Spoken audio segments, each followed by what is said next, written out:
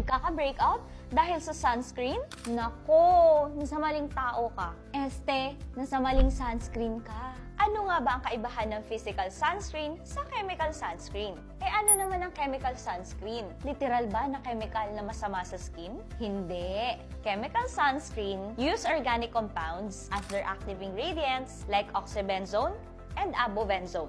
Ang ginagawa naman ng mga chemical sunscreens is inaabsorb ang UV radiation at kino-convert ito sa heat which is nire-release naman ng ating skin. Kung ayaw mo naman ng white cast, dito ka na sa chemical sunscreen.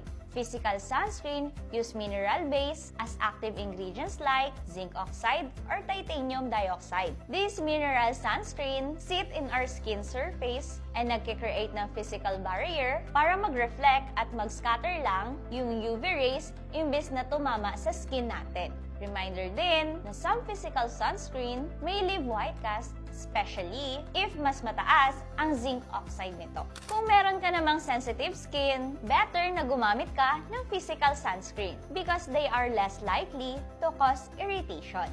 Nga pala, malapit na mag-summer. Baka magyaya si crush mag-swimming.